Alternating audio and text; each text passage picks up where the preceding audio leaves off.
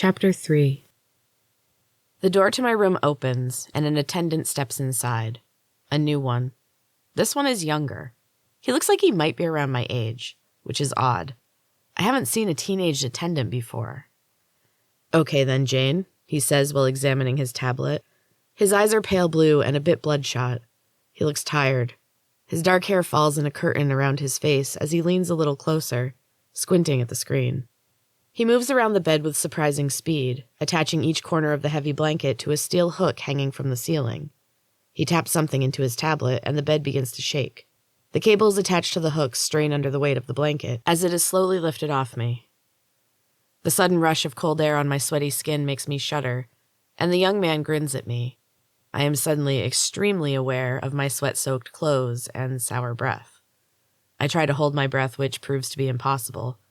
After a brief attempt, I gave in, sucking in deep lungfuls of sweet, sweet air, and then broke into a heavy cough. The touch of his hand made me jump. He helps me sit up and thumps me lightly on the back until I stop coughing. His hand remains there when the coughing subsides, and he leans in close to me with another wide smile. "Better?" I nod. There is something very strange about this boy. Now that he is closer, I am certain he must be 16, maybe 17 at the most. "You're safe now."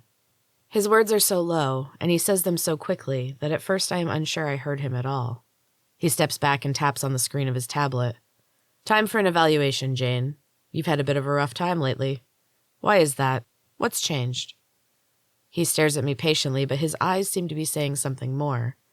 Did he say I was safe, or was that a hallucination?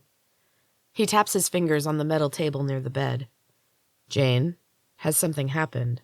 Something new?" When I said before that I hadn't seen my friend since the time our hands touched, that wasn't entirely true.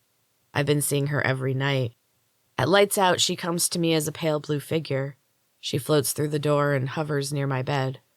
She stares down at me, frowning slightly, but never saying a word.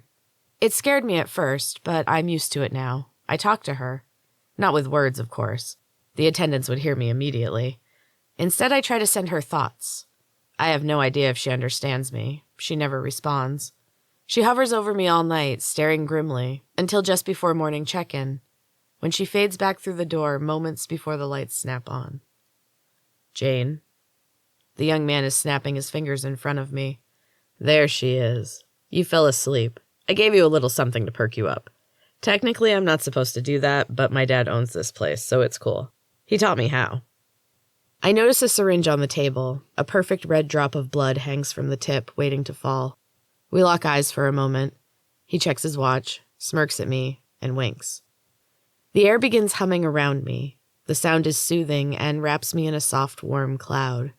Comfort, contentment. The hint of a long-ago memory of a loving childhood. That brings me back. My heart rate is climbing steadily as I sit up a little straighter and face the young man. He is still grinning. He taps on his tablet for a moment and waits. "We have 30 seconds, maybe a little less," he says after a while. What? My voice is rough and scratchy from disuse. There is no reason to speak in silent trees. Usually I'm punished if I do. I turned off the monitors, scrambled them. "Listen, you need to play it safe. Follow the rules, okay? Don't draw any more attention to yourself. I managed to get assigned to you for my first patient, but I can only do so much while they're watching. And Jane, they are always watching. Remember that." I nodded. "Why?"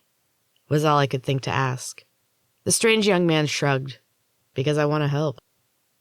He signaled for me to stay silent, and he tapped the screen again. "Feeling better, Jane? Good girl to take your pills so willingly. Keep it up." He tapped on his tablet, and the door opened with a whoosh. Just inside the doorframe, he turned and winked at me.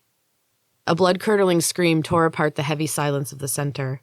The smile vanished from the young man's face as he turned in time to hurl himself into the hallway, knocking down the patient trying to run past.